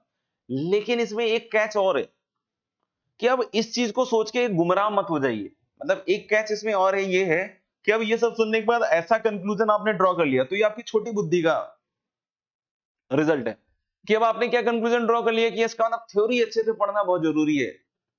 मैंने मना नहीं किया थ्योरी अच्छे से पढ़ना नहीं जरूरी है, थ्योरी तो पढ़ना अच्छे से जरूरी है, लेकिन अब उसका थ्योरी अच्छे से पढ़ने का मतलब हो गया कि वो थ्योरी पढ़ रहा है बैठ के भाई।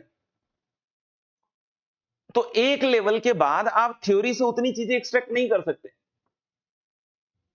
आप एक पर्टिकुलर लेवल तक चीजों की क्लैरिटी को, है ना, पर्टिकुलर लेवल तक चीजों की क्लैरिटी को ऑब्जर्व कर सकते हो थ्योरेटिकली, है ना, लेकिन उसके बाद अगर उसको ऑब्जर्व करना है तो you need to solve problems कि whether you are able to apply those concepts really into problem or not, and then when you get stuck in such things तो फिर आपको अपने डाउट्स क्लियर करने होते हैं। जब डाउट्स क्लियर हो जाएं तो बच्चे को फिर से वहां पे एक बार और एहसास हुआ कि अरे मुझे तो आ गया, और फिर से वो फॉल्स एहसास है, आपको नहीं आया। आपको फिर जब उसको रिव्यू करोगे, उसको एक दो बार रिवाइज करोगे, तब जाके वो आपके गले के नीचे, आपके हलक के नीचे, आपके पेट के नीचे, आपके दिमाग के नीचे, आपके घुटने के नीचे, या जहां कहीं भी आपकी स्टोरेज कैपेसिटी है वहां पे जाकर वो टिकने। ठीक है भाई, तो समझिएगा इस चीज को। ठीक है, नेक्स्ट हम लोग आते हैं फ्रैक्शनल पार्ट फंक्शन पे, है ना, फ्रैक्शनल पार्ट फंक्शन पे।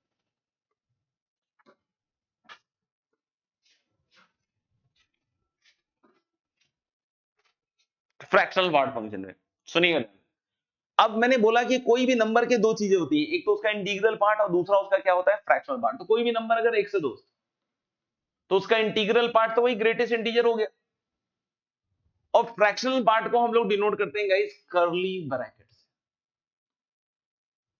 फ्रैक्शनल पार्ट को हम किससे डिनोट करते हैं भाई, कर्ली ब्रैकेट। और ये एक चीज और बोलना भूल गया मैं, जब भी ये निशान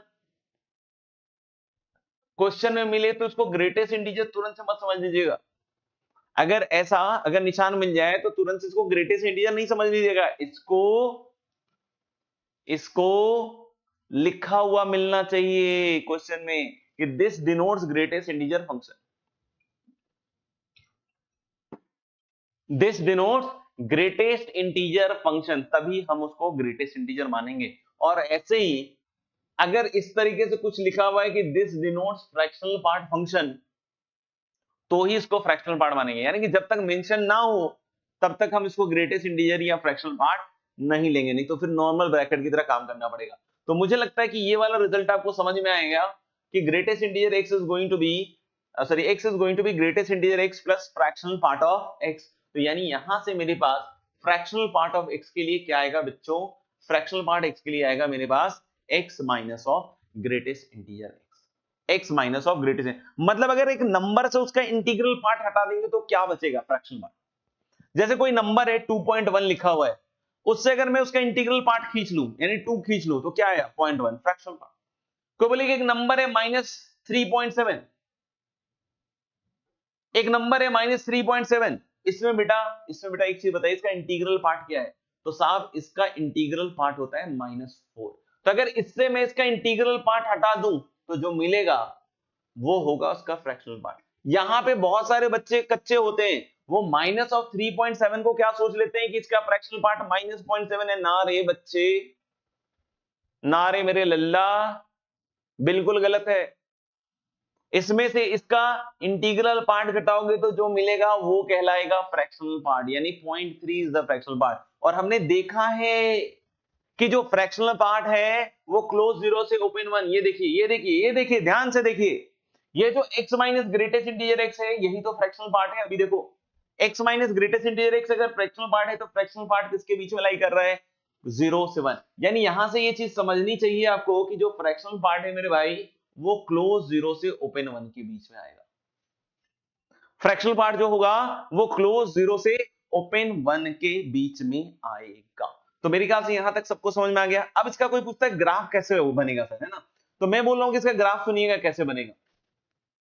फिर से हम x को डिवाइड करेंगे। जैसे देखना, हमने बोला क्या कि अगर फ्रैक्शनल पार्ट ऑफ x का ग्राफ बनाना है दोस्त, तो this is as good as x minus greatest integer x। Yes sir, yes sir, yes sir. तो अगर मैंने बोला कि x को मैंने लिया मेरे भाई 0 से 1 तक, तो आपको पता है, हमको पता है, हम सबको पता है कि अगर x को मैंने क्लोज 0 से ओपन 1 लिया तो ये जो ग्रेटेस्ट इंटीजर x है ये क्या वैल्यू देगा, 0। अभी तो बताया कि 0 से 1 के जितने नंबर्स हैं उसका ग्रेटेस्ट इंटीजर जस्ट पहले वाले इंटीजर मतलब 0 होगा, तो मतलब ये फ्रैक्शनल पार्ट x होगा। ये तो बस सिंबल है, ये कुछ नहीं है, ये बस पोस्टर है। पोस्टर के अंदर जो मशीन काम कर रहा है वो x काम कर रहा है 0 से 1 के बीच में। ऐसे ही को मुझे x की वैल्यू 1 से 2 के लिए, तो भाई x की वैल्यू जब 1 से 2 के बीच में लोगे तो ग्रेटेस्ट इंटीजर x क्या होगा, 1। तो यानी इसकी वैल्यू क्या आएगी, x माइनस 1। को बोले x की वैल्यू सर 2 से 3 ले ली मैंने, तो सर x की वैल्यू 2 से 3 ले ली तो ग्रेटेस्ट इंटीजर x क्या हो जाएगा, 2। तो यानी इसकी वैल्यू क्या आएगी, x माइनस 2। ऐसे ही अगर कोई बोलता है x अगर सर हमने -1 से 0 लिया है तो ग्रेटेस्ट इंटीजर -1, तो ये क्या बन जाएगा, x प्लस 1। आप समझ पा रहे हो मेरे ख्याल से कि ये जो फ्रैक्शनल पार्ट x है ये पोस्टर है, ऊपर का थंबनेल। जो अंदर मशीनें काम कर रही हैं, जो अंदर फंक्शन है वो 0 से 1 के बीच में अलग है x, 1 से 2 के बीच में x माइनस 1 है, 2 से 3 के बीच में x माइनस 2। ये सब फ्रैक्शनल पार्ट फंक्शन की निशानियां है ना, सब अलग अलग x के लिए अलग अलग तरह के फंक्शन है, अलग अलग डेफिनेशंस है। तो अगर मैं इन डेफिनेशंस को अगर प्लॉट करूं तो देखना 0 से 1 में मुझे y इक्वल टू x वाली लाइन ड्रॉ करनी है दोस्त। तो जब मैं 0 से 1 लूंगा तो y इक्वल टू x वाली लाइन आएगी, ये देखो y इक्वल टू x वाली लाइन। 1 पे होलो कर दिया है मैंने और 0 पे क्या रखा है मैंने, क्लोज रखा है। जब बच्चों 1 से 2 लोगे तो लाइन किसकी बनेगी, x माइनस 1। x माइनस 1 मतलब 1 स्लोप ही रहेगा, यानी 45 डिग्री एंगल ही रहेगा ये सब। और पास किससे करेगा, 1,0 से पास करेगा। तो ये है बेटा y equal to x minus 1। नहीं समझ में पूछ लीजिएगा बेटा। ये 2,0 वाला पॉइंट हो गया, ये लाइन हो गई y equal to x minus 2 और ये वाली लाइन हो गई y equal to x plus 1। देख लीजिए बेटा आप ध्यान से। इस ग्राफ को देखने के बाद मुझे कुछ महसूस हो रहा है, महसूस ये हो रहा है कि फंक्शन पीरियोडिक लग रहा है मुझे, पीरियोडिक। ये फंक्शन क्या लग रहा है मुझे, पीरियोडिक। तो अगर ये फंक्शन पीरियोडिक लग रहा है तो इसका पीरियड क्या है, इसका पीरियड 1 है। 1 लेंथ के बाद आप देखो पूरा रिपीट मार रहा है। तो हम लोग बोल सकते हैं क्या कि the period of the function is 1 and the graph of this function is as shown. समझ में आ गया हो यहां तक? तो एक बार यस लिख दीजिए और फटाफट से लिख लीजिए यहां पे। अच्छा एक लास्ट लाइन ये देख लीजिए, उसके बाद की बात बाद में करेंगे। एफ एक्स अगर फ्रैक्शनल पार्ट एक्स है तो डोमेन आर है, हर एक जगह डिफाइंड है, और उसका रेंज क्या है, क्लोज 0 से ओपन 1। अभी बताया उसका रेंज क्या है, क्लोज 0 से ओपन 1। अच्छा तो मैं क्या कह रहा था, मैं क्या कह रहा था कि जो फ्रैक्शनल पार्ट x है उसकी बात कर रहे हैं ना, तो अगर हम बात करें कि फ्रैक्शनल पार्ट x 0 की बात करें तो x इंटीजर पे 0 होगा। देख लो आप, जितने भी इंटीजर है सब पे फ्रैक्शनल पार्ट कितने के बराबर होगा, 0। तो अगर ये डिनोमिनेटर नॉन जीरो रखना है तो डोमेन क्या हो जाएगा, r माइनस आई, r माइनस आई। हाँ यार कभी कभी कुछ एक्सपेरिमेंट्स करते रहना चाहिए यार, है ना, थोड़ा सा माहौल बदल के रखता है। अच्छा अगर कोई नंबर 0 से 1 ले रहे हैं और उसका रेसिप्रोकल सोचो, तो कोई भी नंबर 0 से 1 है उसका रेसिप्रोकल मुझे लगता है यार 1 से इंफिनिटी होता है, तो उसका रेंज सीधा सीधा क्या हो जाएगा, 1 से इंफिनिटी। ये पॉइंट क्लियर है क्या, fractional part of x plus n is fractional part x, जहां n क्या होगा, एक इंटीजर। क्योंकि मैंने अभी थोड़ी देर पहले बताया था मेरे दोस्त कि अगर n इंटीजर है, अगर n कैसा है, अगर n कैसा है, इंटीजर है, तो अगर आप किसी नंबर में इंटीजर ऐड कीजिएगा तो फ्रैक्शनल पार्ट पे कोई चेंज नहीं आएगा। यानी fractional part of x plus n has to be fractional part of x। तो बहुत बार क्या होगा ना, क्वेश्चन ऐसे डराने के लिए दे देगा कि fractional part of x plus r upon 2023 sigma r equal to 1 से 2023। अब इसको देखकर बहुत सारे बच्चे तो एकदम घबरा जाते हैं, एकदम मारे पसीने का, अरे सर ये तो बहुत खतरनाक सवाल दिया है। देखिए ना sir, fractional part of x plus 1 लिखना पड़ेगा, fractional part of x plus 2 लिखना पड़ेगा। देखिए ना सर, फ्रैक्शनल पार्ट ऑफ ऐसे ऐसे ऐसे 2023 तक जाएगा सर, और नीचे 2023 सर कैसे करेगा सर, एक मासूम बच्चा सर कैसे सवाल सॉल्व कर पाएगा। अरे बेटा, अरे बेटा, रे रे रे रे, प्रॉपर्टी पढ़ लेता बेटा, प्रॉपर्टी पढ़।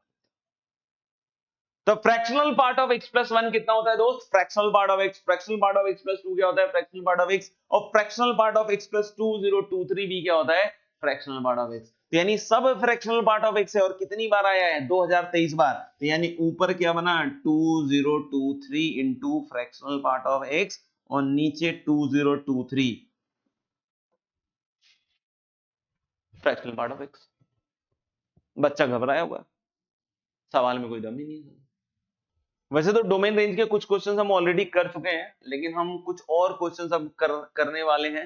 लेकिन उससे पहले मैं थोड़ी बहुत बातें और कर लेता हूं। फ्रैक्शनल पार्ट एक्स की एक प्रॉपर्टी को और हम लोग देख लेते हैं। Second point is, second point of this property is like this: fractional part of x plus fractional part of minus x, है ना? Fractional part of x plus fractional part of minus x, this is either 0 और 1। 0 कब? जब x integer होगा, और 1 कब? जब x integer नहीं होगा। 0 कब? जब x इंटीजर होगा, और 1 कब? जब इंटीजर नहीं होगा। बोलोगे सर कैसे? तो देखो बेटा, x इंटीजर लोगे तो फ्रैक्शनल पार्ट इंटीजर का 0 ही होता है, और माइनस इंटीजर भी तो इंटीजर ही होता है ना, तो उसका भी फ्रैक्शनल पार्ट 0 होता है। यानी इंटीजर के लिए 0 होना लाजमी है। फोन जल्दी से रखो, वेटिंग पर आजमी है, ध्यान सुनते रहना, है ना?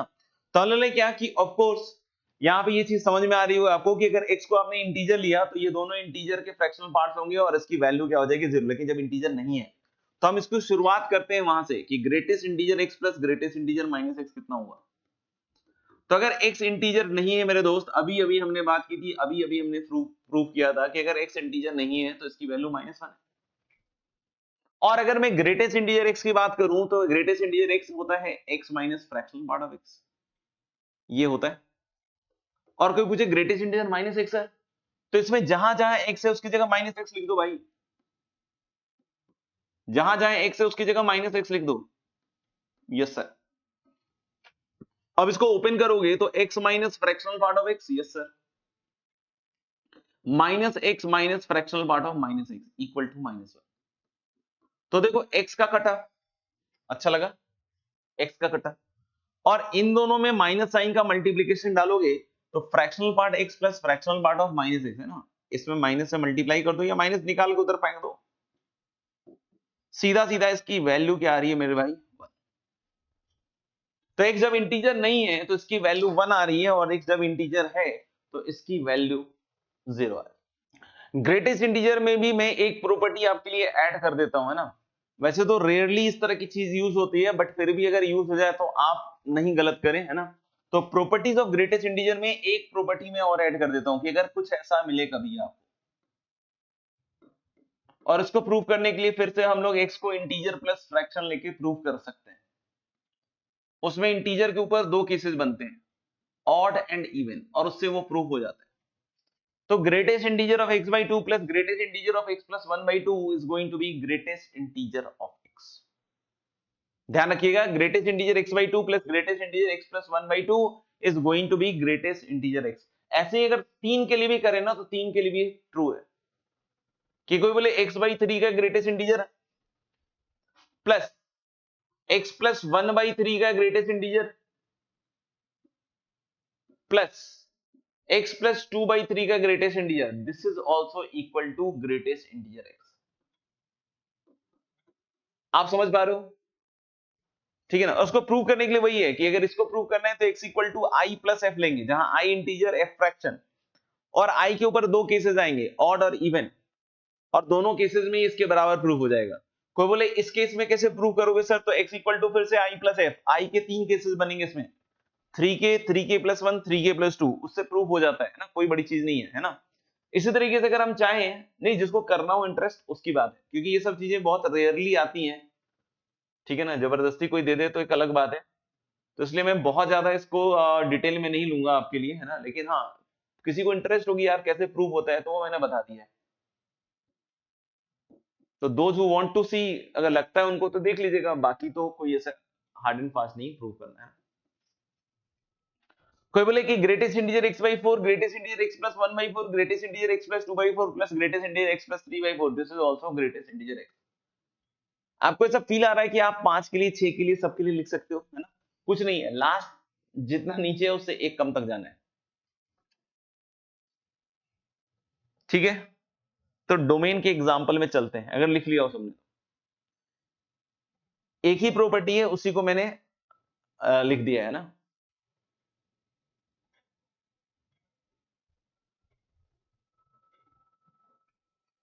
चलिए, the domain of the definition of this function, तो हम लोग बोले कि log बेस 2 x plus 3 है ना, तो x plus 3 is going to be greater than 0, इसका मतलब क्या हो गया कि x has to be greater than -3, और साथ ही साथ x square plus 3x plus 2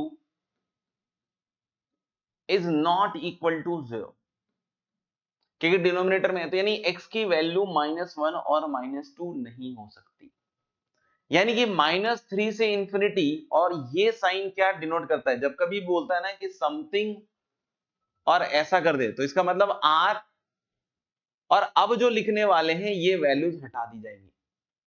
exclude, इसका मतलब आप ऐसे पढ़ सकते हो एक्सक्लूडिंग,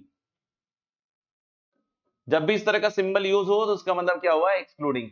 तो -3 से इंफिनिटी, एक्सक्लूडिंग क्या हो जाएगा, -1 से -2। सो इसका करेक्ट आंसर क्या आएगा बच्चों, डी। क्या आएगा, डी। आगे बढ़ते हैं नेक्स्ट सवाल पे। Next is the domain of this function. Very good, तो मेरे ख्याल से काफी इजी है। x is going to be greater than equal to -2 and x is not equal to +-3, यानी -2 से इंफिनिटी और एक्सक्लूडिंग 3 होगा, यानी कि C आ जाएगा। क्यों, क्योंकि -3 थोड़ी होगा -2 से इंफिनिटी में, है ना। तो -2 से इंफिनिटी में ऑलरेडी -3 नहीं है, तो उसको हटाने की कोई जरूरत नहीं है। Next is this question, if domain of fx is this, then number of positive integers in D is, positive integer बतलाने हैं D में, ठीक है। तो कि अगर domain of fx is this, तो हम लोग बोलेंगे क्या बच्चों, x - 1 इंटू 7 - x को बच्चों x - 7 लिख लीजिए, माइनस साइन निकाल के, और x - 5 की पावर 4, और नीचे है x इंटू x - 5 का होल स्क्वायर टाइम्स। तो आपको पता है कि ये 5 तो डोमेन में डेफिनेटली नहीं होगा, है ना, और ये पूरी चीज ग्रेटर देन इक्वल टू 0 करेंगे, है ना, और यहां से माइनस को उधर रख देंगे, 5 डोमेन में नहीं होगा, ध्यान रखिएगा, है ना।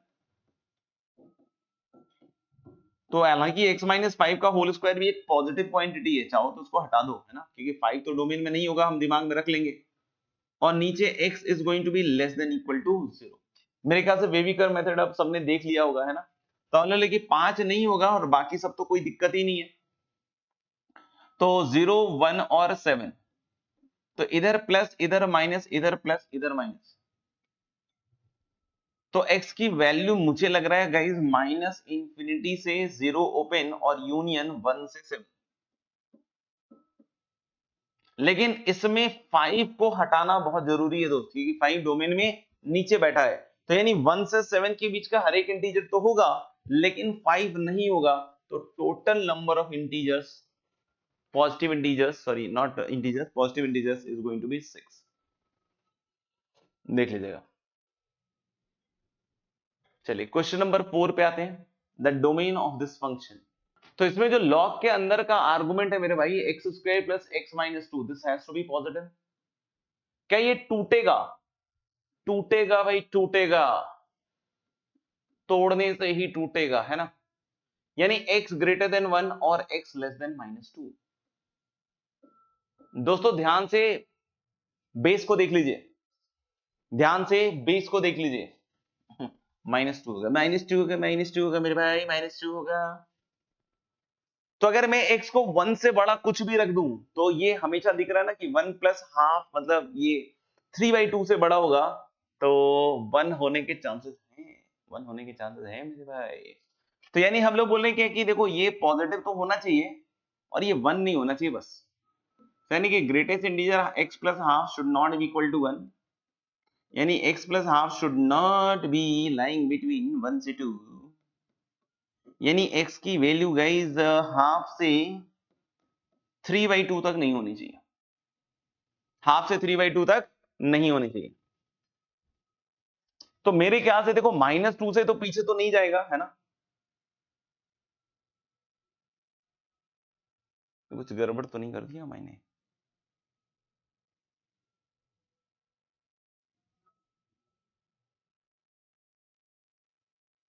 ठीक है, तो मेरे ख्याल से इसमें जो आएगा गाइस वो कहां से कहां तक हो जाएगा, 3/2 से इंफिनिटी। ठीक है, -2 वाला खेल तो नहीं लेना पड़ेगा, है ना? तो इसलिए मुझे लग रहा है कि इसका जो सही आंसर होगा, डी कैसा है भाई, डी कैसा है? हाफ से 3/2 तो हो ही नहीं सकता।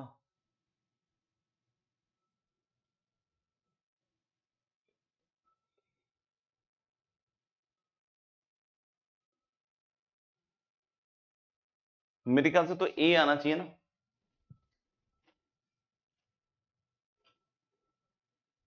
टू तो हो भी जाए तो क्या दिक्कत है, तो रख के देख लो यार। 2 प्लस हाफ 3/2, 3/2 का सॉरी 2 प्लस हाफ इज 5/2, उसका ग्रेटेस्ट इंटीजर 2 हो जाएगा। 4 2 6, तो मेरे ख्याल से बढ़िया डिफाइंड है तो 2 पे। बी भी लग रहा है कुछ बच्चों को, पता नहीं 2 क्यों हटाने पे लगे हुए हैं।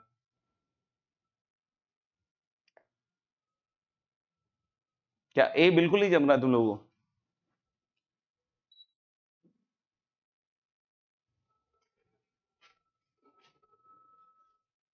-2 से पीछे वाला नहीं होगा, उसका रीजन है कि वो नेगेटिव हो जाएगा। हाँ, यही आ रहा है, पता नहीं बी और डी में कैसे घुस गए लोग। चलिए आगे बढ़ते हैं, क्वेश्चन नंबर 5 पे आ जाइए। The number of integers in the domain of ln root under x plus 2 minus root under 6 minus x upon root under x square minus 4x plus 12। चलिए देखते हैं। सबसे पहली चीज guys, x plus 2 has to be greater than equal to sorry greater than, हमारे square root के अंदर है तो चलेगा, है ना? रूट अंडर 6 माइनस एक्स में जो 6 माइनस एक्स है ग्रेटर देन इक्वल टू 0। और बढ़ते हैं आगे, तो root under x plus 2 minus root under 6 minus x को भी पॉजिटिव होना पड़ेगा। Okay sir. और फिर जो नीचे minus x square, so many conditions guys, so many conditions you need to solve, लेकिन सब सिंपल सिंपल दो दो कौड़ी वाले हैं, है ना? तो इससे क्या आएगा आपका x greater than equal to -2, और ये क्या देगा आपका x less than equal to 6। इसको उधर ले जाओगे और दोनों साइड स्क्वायरिंग मचा दोगे, क्यों? क्योंकि पॉजिटिव क्वांटिटीज में स्क्वायर करने में कोई बुराई नहीं है। यानी x plus 2 is going to be greater than 6 minus x, बोले तो x इज ग्रेटर देन 2, क्योंकि 6 में 2 गया 4, 4/2 2। इधर से अगर माइनस को उधर भेज दें तो x square minus 4x minus 12 is negative. यहां से हम लोग बोल रहे हैं कि ये टूटेगा x minus 6 into x plus 2 में, तो ये बोल रहा है भाई मेरा x माइनस 2 से 6। Okay sir, okay sir.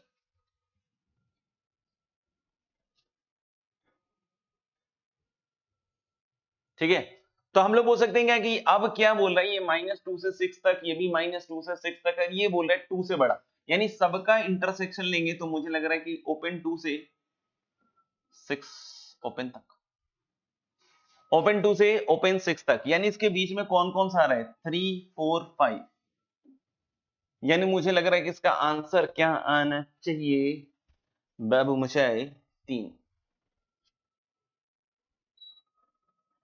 Elon देखा नहीं तो फिर मुश्किल हो जाएगी।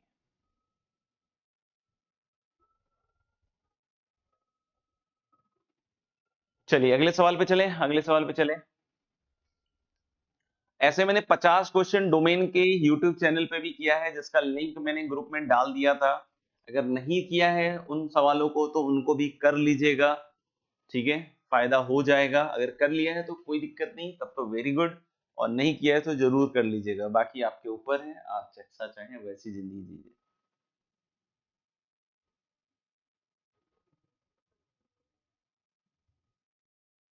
अभी अगला सेशन 50 क्वेश्चन रेंज पे आएगा, तो बिल्कुल उसके लिए तैयार रहिएगा। मोस्ट प्रोबेबली हम संडे को करेंगे, आपका मनपसंद समय रख सकते हैं, है ना? अगर आप चाहें अटेंड करना, नहीं चाहें अटेंड करना, कोई बात नहीं। Find the number of integers in the domain of this. तो देखो ln स्क्वायर की अगर बात करो, सोचो एक बार, है ना, ln स्क्वायर की अगर हम बात करो तो x 4 के बराबर तो नहीं हो सकता। बाकी कोई भी x होगा, आप समझ रहे हो कि ये मॉड उसको पॉजिटिव बना देगा, और log का स्क्वायर है तो स्क्वायर रूट के अंदर तो कोई टेंशन ही नहीं है ना? तो हम लोग क्या कि x is not equal to 4, एक चीज तो हो जाएगी, है ना? और ये 0 हो सकता है, और 0 हमारे को डोमेन में कोई दिक्कत नहीं है, यानी कि जो mod of x minus 4 is 1, यानी x minus 4 equal two plus minus 1, यानी x की वैल्यू 3 और 5 में इसकी वैल्यू 0 हो सकती है। तो यानी कि अगर 3 और 5 डोमेन में नहीं है तो डोमेन में मुझे लेना पड़ेगा, बाकी हर जगह ये पॉजिटिव है तो ये टेंशन नहीं देगा। अब मैं बात कर रहा हूं भाई 6x minus 8 minus x square को भी तो ग्रेटर देन इक्वल टू 0 होने का अधिकार है, मतलब x square minus 6x plus 8 has to be less than equal to 0, मतलब इसको तोड़ के लिखेंगे तो x minus 2 into x minus 4 is less than equal to 0, मतलब x की वैल्यू आ रही है बच्चों 2 से 4। क्या 4 हो सकता है? क्या 4 हो सकता है? नहीं, पहले ही मना कर दिया है ना। तो यानी कि हमारे ख्याल से जो आंसर आएगा that is going to be 2 से 4 ओपन, और यूनियन मेरे ख्याल से 5 आ रहा है, ये क्या हो रहा है? अच्छा, सम ऑफ इंटीजर्स पूछ रहे हैं, तो हम लोग बोले कि कौन कौन से इंटीजर है डोमेन में, 2, 3 और 5, तो उसका आंसर ए आ गया। चलिए 7 नंबर सवाल पे आ जाएं।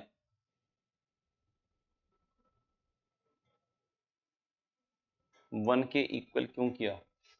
क्योंकि log इस वाले वैल्यू पे 0 हो जाएगा, और 0 डोमेन में होगा, है ना? क्यों पूछे 5 तो सर इधर आएगा ही नहीं, कोई बात नहीं, 5 पे ये नेगेटिव वैल्यू देगा और ये 0 वैल्यू देगा, तो 0 इंटू नेगेटिव इज 0, है ना, कोई दिक्कत नहीं है। चलो इसका क्या है भाई, इसका आएगा sin x is going to be greater than equal to 0, और x minus 2 into 8 minus x has to be positive, यानी कि मेरे भाई x minus 2 into 8 minus x की जगह x माइनस 8 इज नेगेटिव, और इसमें वी कर मेथड लगाओगे तो x की वैल्यू 2 से 8। अब सुनना ध्यान से भाई, भाई ध्यान से सुनना। अब अगर sin x greater than equal to 0 है ना, sin x क्या है, ग्रेटर देन इक्वल टू 0 है, सुनना ध्यान से, तो हम वैसे इसका अगर सॉल्यूशन निकालेंगे तो फर्स्ट क्वाड्रेंट, सेकंड क्वाड्रेंट, और उसके बाद उसका जनरलाइजेशन आएगा, उसके बाद उसका क्या आएगा, जनरलाइजेशन आएगा 2n पाई से ऐड करके। लेकिन कोई भी आंसर इन दोनों के इंटरसेक्शन का, सुनना ध्यान से, बहुत ध्यान सुनना, वो 2 से 8 से बड़ा नहीं हो सकता, क्योंकि अल्टीमेटली इसका इसका इंटरसेक्शन लेना है फाइनली, तो जो भी आंसर होगा वो 2 से 8 से बड़ा तो कभी नहीं जा सकता, क्योंकि इंटरसेक्शन में इससे छोटा ही सेट आएगा, 2 से 8 से, उससे बड़ा नहीं आ सकता। तो हम क्या करते हैं इस तरह के सवालों में कि 2 से 8 में आप sin x का ग्राफ बना लो, 2 से 8 में किसका ग्राफ बना लो मेरे भाई, sin x का ग्राफ बना लो। जैसे 2 कहां होगा, अब बहुत सारे बच्चों को लगता है इस पे 2 होता भी है क्या सर? हाँ बेटा, इस पे 2 होता है, 2 इधर कहीं होगा, पाई से पहले, पाई 3.14 होता है, ये 2 पाई हो गया ना, ये 2 पाई हो गया, और ये हो गया आपका 3 पाई, तो 3 पाई तो 9.42 हो जाएगा, इसके बीच में 5 पाई बाई 2 है, ये मुझे लग रहा है 7.5 से थोड़ा ज्यादा होगा, तो 8 इधर कहीं आएगा बेटा, ये हो गया x इक्वल टू 8, ये हो गया x इक्वल टू 2। अब 2 से 8 में जहां भी sin x पॉजिटिव है उसको आंसर में लेंगे, यानी ये आंसर होगा और ये वाला आपका आंसर होगा, यानी कि इसका आंसर क्या आएगा बच्चों, 2 से पाई, 2 ओपन होगा, और यूनियन क्या होगा, 2 पाई से 8, है ना? तो इसका करेक्ट आंसर क्या आ जाएगा, बी बॉम्बे।